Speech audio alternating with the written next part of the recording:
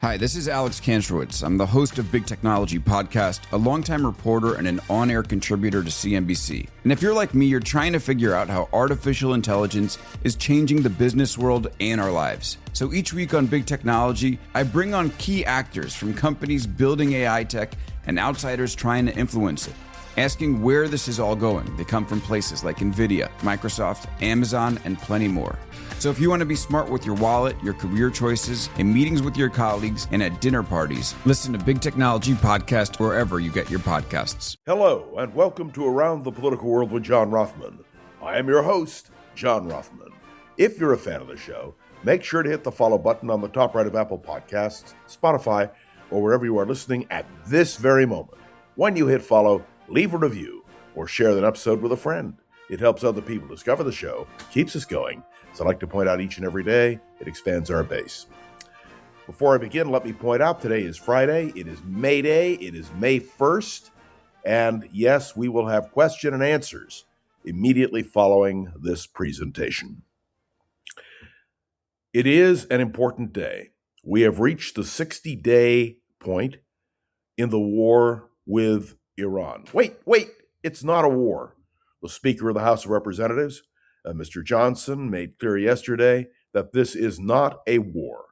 And the Trump administration is making clear with equal vigor that we've taken a time out. After all, there is a ceasefire, and you can't count a ceasefire toward the 60 days and more.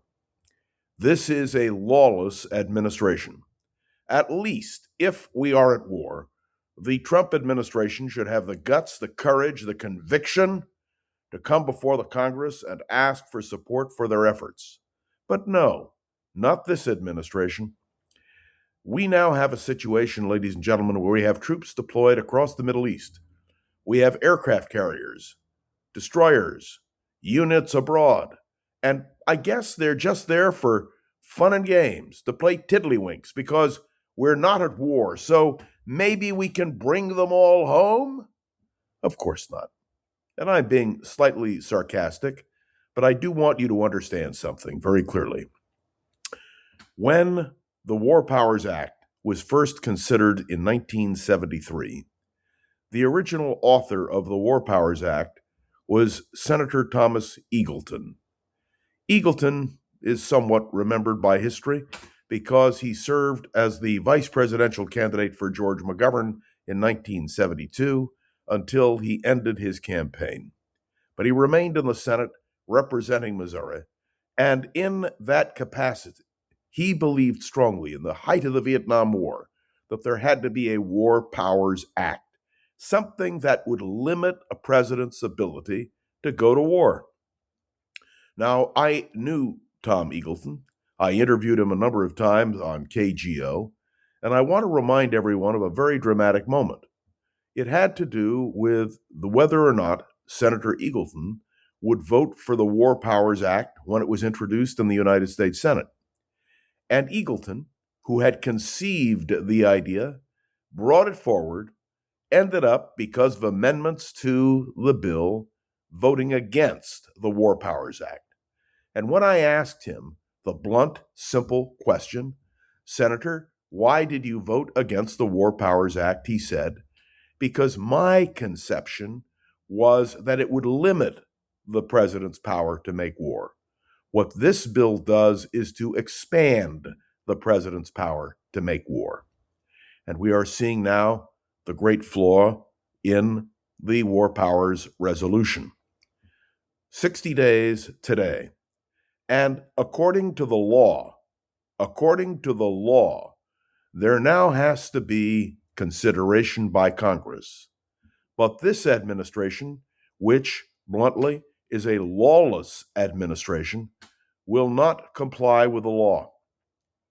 Now, let's be clear about something. I don't think there's anybody listening to the sound of my voice who does not agree that we are at war.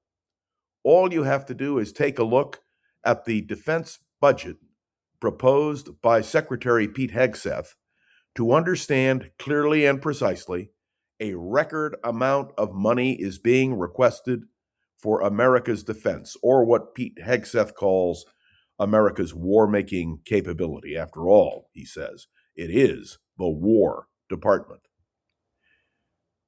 This date, May 1st, the 60-day mark, should cause Democrats and Republicans alike on Capitol Hill to insist on a vote.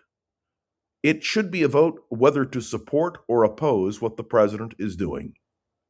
Now, one Republican member of the United States Senate said, well, we have that ability because we have the power of the purse. I want to remind everyone that the only time that Congress has stood in the way of American military action was when Vietnam collapsed. You may recall that Gerald Ford had been the House Minority Leader from 1965 until his elevation to the vice presidency in 1973.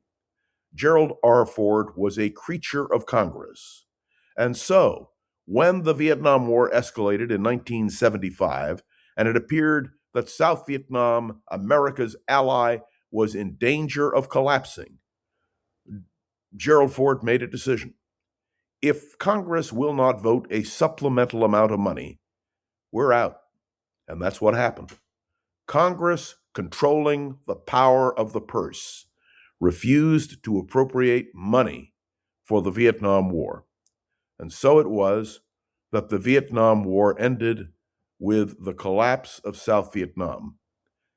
Many of us who experienced those days will never forget the image of the American evacuation, nor the arrival of North Vietnamese troops in Saigon, now called Ho Chi Minh City. But what was important in this was that Congress acted. Congress did not hesitate. It did not appropriate additional funds. If I could wave a magic wand, Congress would be voting on whether or not we should be in Iran. But more than that, Congress has the power to cut off the funding. Now, let me explain the counter-argument.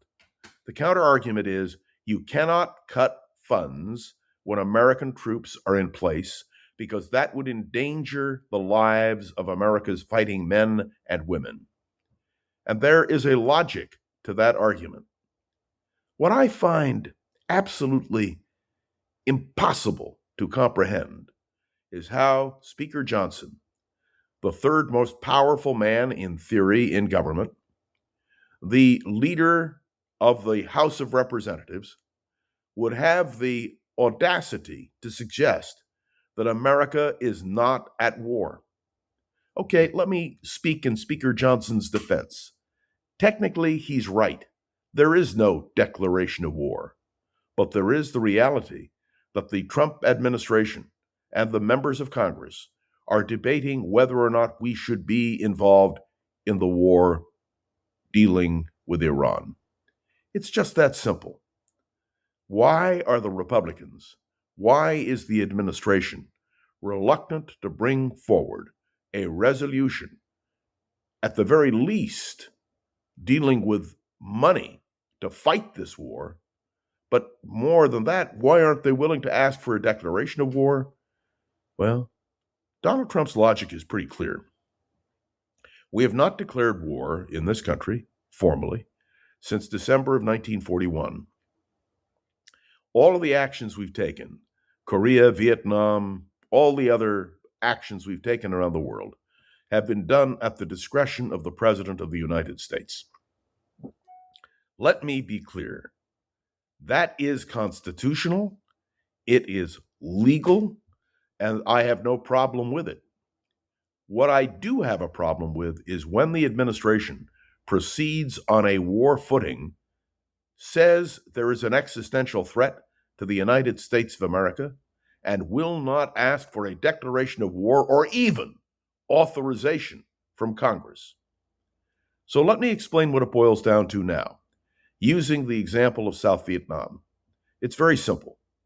The Secretary of Defense, Mr. Hegseth, has requested the largest single appropriation for the Defense Department.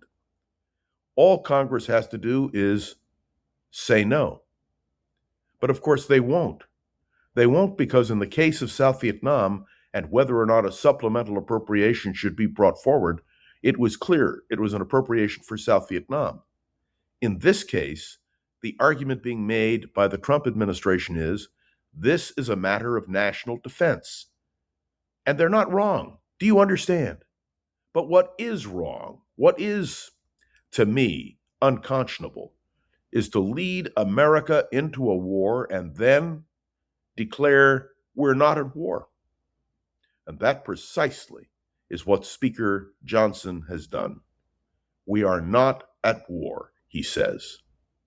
Ask the members of the military who have been deployed to the Persian Gulf. By the way, it is the Persian Gulf. It is not the Gulf of Donald Trump. That is another stark reality.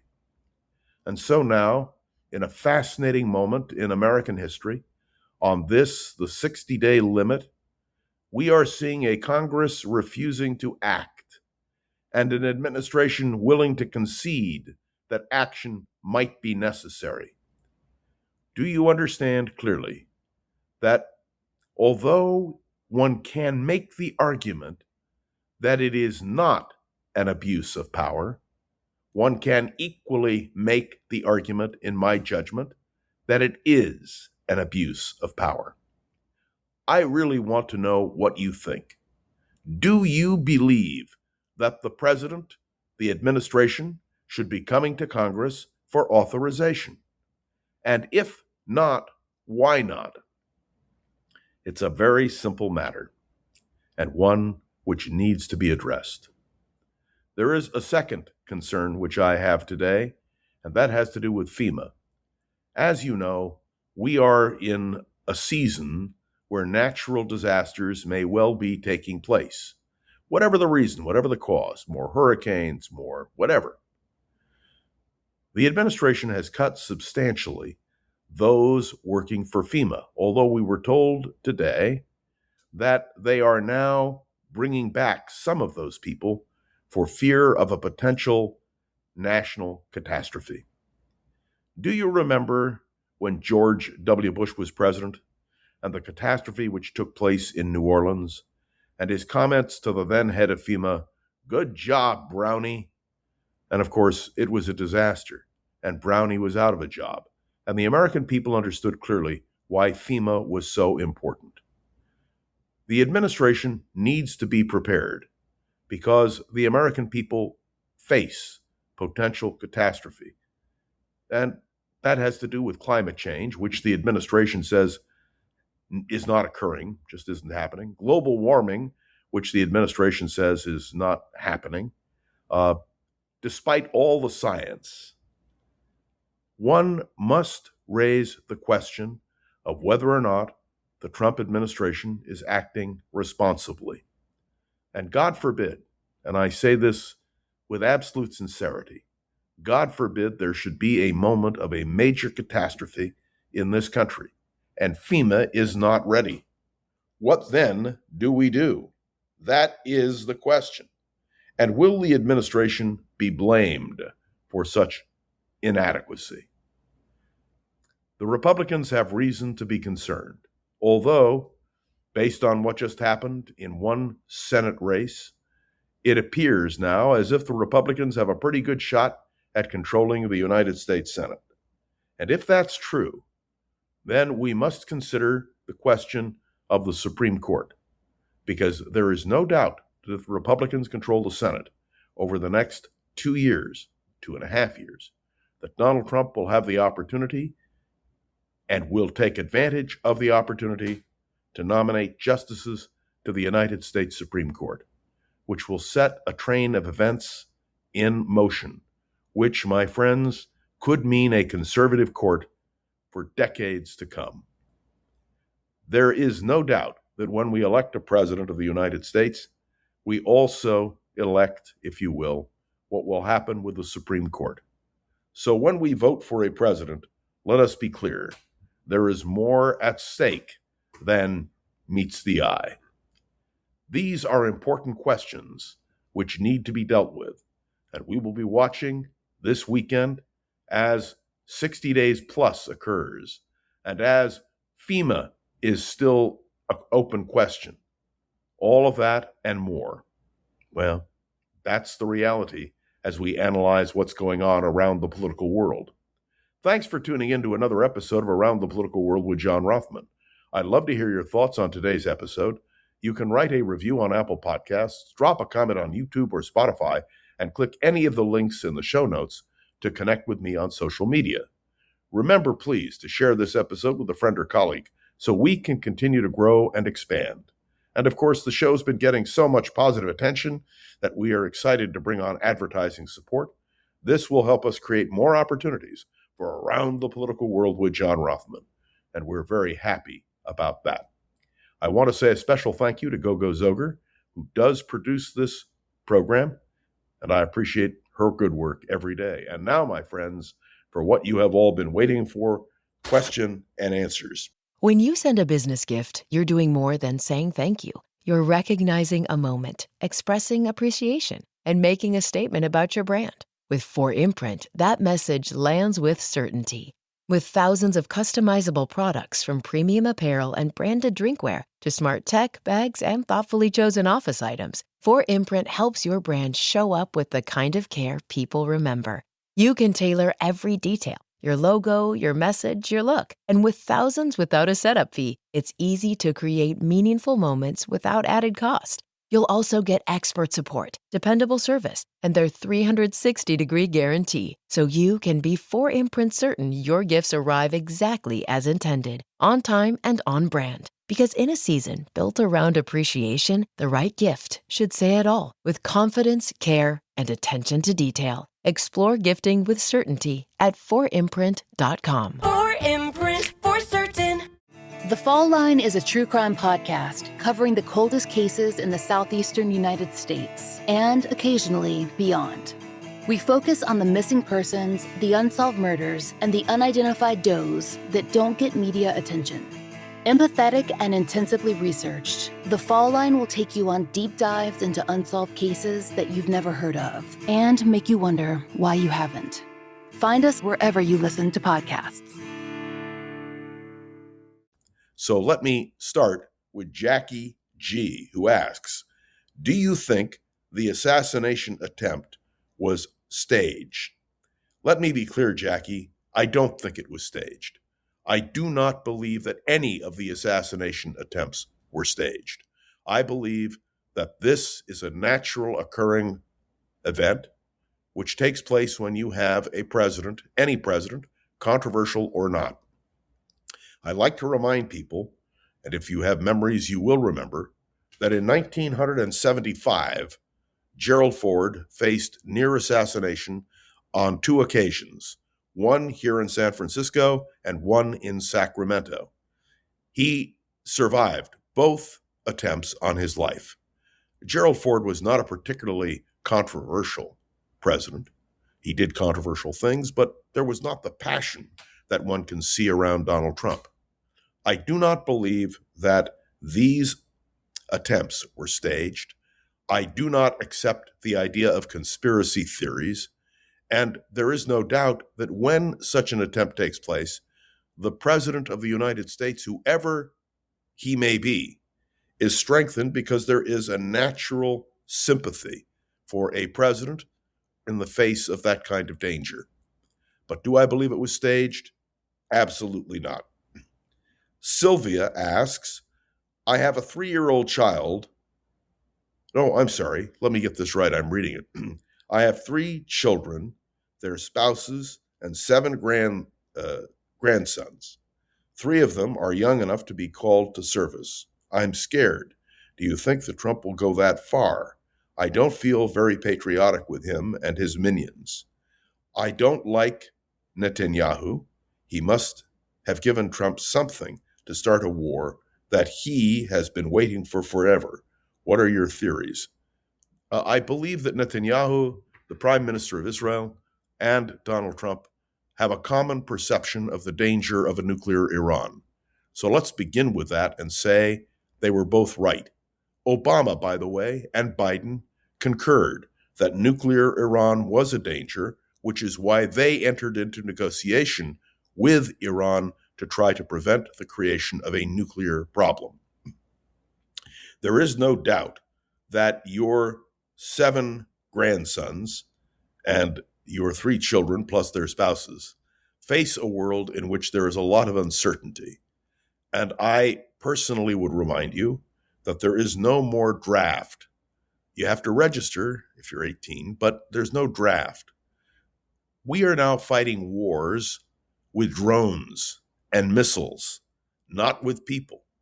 And I think that is an important element. Although, to be clear, the Trump administration buildup in the Middle East certainly offers the conclusion that we have to have a standing army of men and women who are prepared to fight.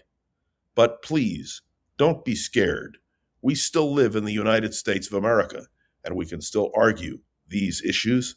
And Sylvia, let's see, now that we've hit the 60-day mark, what Congress will say or do about what is most certainly a military conflict in the Middle East. Tim asks, what would be the cost of restoring the East Wing Trump tore down, and could we sue him personally to pay for it? The answer is no, you can't sue him for what happened. There is a court order restraining him, but on the other hand, he's going right ahead with the building. And there will be something built. Will it be larger than the Lincoln Memorial? Will it be out of scale? The answer is probably. And so the question becomes, is there any accountability? And let me say very clearly that that is what bothers many Americans the most, the lack of accountability in this administration. The idea that a president acts like a king, and that bothers all of us. How much power should a president have? Arthur Schlesinger Jr. wrote a brilliant book during the height of the Nixon-Watergate crisis called The Imperial Presidency. The idea that a president can act unilaterally is something that is very self-evident. But there need to be restraints, and the only way you have restraints is if you have co-equal branches of government. Donald Trump is waging a war against the idea of a co-equal branch of government, meaning Congress. And believe me, with the Supreme Court or with judges in general, when he's not happy, he says so. This is a war by this administration against the courts and the Congress. The exception of course, is when Donald Trump agrees with what the Supreme Court does, as he did this last week in the case of reapportionment. This, to me, is really a fascinating question. Is there a way to limit the power of the president? And the answer is legislatively, yes. But you need to have a dynamic in which Congress serves as a loyal opposition, not a rubber stamp. And that, to me, is the key. And the final question that I have from Gogo Zoger, Lisa asks, what are your big concerns over the next coming months? I would say the question of the United States reigniting a military action dealing with Iran. That should concern us all. I believe that the potential for disaster in this country, whether it is by weather or by whatever, say a major earthquake here in California, whatever it may be, the fact that FEMA is unprepared, in the view of many, should concern us. I am profoundly concerned about what's happening in the Arctic and in the Antarctic with melting ice. It will mean rising sea levels, and that should concern us all. I am concerned also about our alliances, particularly in Europe. The NATO alliances need to be strengthened, not weakened, and I believe that with all my heart and all my soul. There is yet another issue. The president is going to meet with the president of China, and the question will be, what kind of deal will they make? Let me assure you that Donald Trump wants to deal with the president of China. He understands the importance of China, and we will have to see what kind of agreements he reaches, by the way, unilaterally or as well with Congress. And that leads me to one other great danger in foreign policy, and that has to do with Vladimir Putin and Ukraine. I do not have enough time in these podcasts to raise all of the concerns that I have about what's happening in Ukraine, but we know that Russia, Putin, is waging an unrelenting war against Ukraine, and that Putin still intends to bring down the Ukrainian government and to incorporate at least large chunks of Ukraine into the Russian Empire, which he is recreating. This, to me, is another vital area of concern. If Russia can triumph in Ukraine, and if NATO is diminished by Donald Trump, this is a moment which we will regret for generations to come. Make no mistake, the strengthening of the North Atlantic Treaty Organization should be a top priority of this administration. The fact that it is not should be of deep concern. I want to raise one other issue in this question and answer session because I've been flooded by questions from many about the decision made by the Supreme Court, which essentially is limiting the civil rights actions compelled by the Voting Rights Act of 1965. Look, I'll be blunt with you. This administration is waging an unrelenting war against the black community in this country. I think we will feel the effect in the election, not just from black voters, but from white voters as well. Although the Republicans have made this a partisan issue, one is asked the simple question: if this were 1862, 3, 4, 5, 6, would the Republicans have voted for the 13th, 14th, and 15th Amendments? I'm not sure that they would have. And I believe that the party of Lincoln has ceased to be the party which stands for human rights and civil rights. I do believe that voting rights are the most important single element in our country. I was remarking because on June 2nd, we will have a primary here in California, and I was remarking on the fact that there are some states where the question of state primaries are being questioned, at least at this point. And I pointed out to my family that I have voted in every election since I was eligible to vote. Why? Because I believe that voting is the key to maintaining a democratic republic. And I believe that means that in November of 2026, when we go to the polls for the midterms, I hope that there will be an overwhelming vote, whichever way it goes, whether it's pro-Trump, anti-Trump, whether it's for the Republicans or for the Democrats. The trick is to get people to vote. And I believe there is enough motivation that there will be an overwhelming voter turnout, and this will be a sea change election. Voting is the one thing that we have to preserve and protect. And one of the things that bothers me about the Trump administration and the insidious reflection of that administration is the attempt to limit voting in states. In California, we are seeing such a ballot measure which will be voted on in November, and it has to do with whether or not you have to produce a voter ID in order to vote, and what that ID would be: a social security card, a birth certificate, a driver's license. These kinds of restrictions are clearly aimed, frankly, at those who would not vote for Trump or his hardline positions. Make no mistake, we are in a battle for voting rights in this country which transcend the black community. It extends to all of us who believe that the strength of American democracy is based on our voting. So let's make sure we're all registered. Let's make sure we all turn out to vote in November. And let's pay close attention to what is happening today in the politics of the midterms. We're going to do that very carefully right here on Around the Political World with John Rothman. Well, that's it for today. We've done our commentary, we've done our question and answers, and there will be many more questions I know that will come in. please send them to GoGo Zoger. You can do it by going to YouTube or Spotify.